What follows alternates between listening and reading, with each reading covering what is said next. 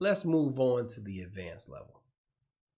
So as we talk about bowling at the advanced level, let's kind of make a differentiation between the intermediate level and the advanced level. The advanced bowler is a bowler who has been bowling leagues for some years, who has had a taste of competitive bowling through league play, and is now starting to branch out, or has been kind of testing the waters and their abilities at tournaments. So the real difference in my mind between the intermediate bowler and the advanced bowler is tournament bowling. When you start bowling tournaments, your focus changes a little bit. At the advanced level, you are now needing to be more adaptable. You're needing to be more consistent.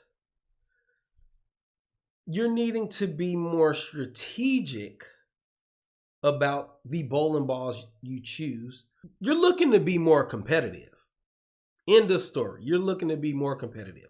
So how many bowling balls does it take to bowl and compete at the advanced level?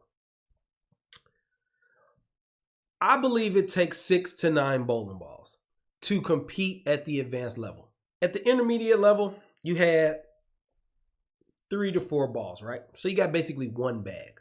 When you bowl your league and you know what the lane conditions are going to be basically every week, you can kind of have one bag of balls, and you could come into your league and you can do pretty well. You can learn how to make small adjustments and change balls and pretty much stand in the same spot and throw the same line, and your ball will pretty much do the same thing.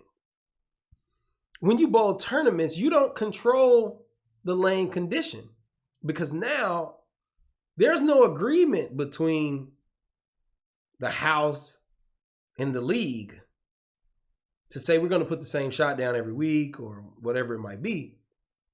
This is a one-time event that's happening over a specified period of time, where the tournament staff or the tournament director has chosen to make this event easy or more difficult.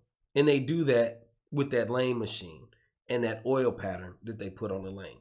So now, not only do you need a ball that is a spare ball or a straight ball, a ball that is a low performance, a mid performance, and a high performance, but you need to fill the gaps in between that. So let's say if we started off with the high performance ball, the ball that is only used for like heavy oil, that ball will pretty much have a particular way that it responds on the lane, or shape that you see when you throw the ball down the lane. And that shape is what we call a traction reaction, meaning that that ball is meant to grab the lane as early as possible, to get that ball into that hooking motion as early as possible. What that means is that you just will not see a lot of back end hook.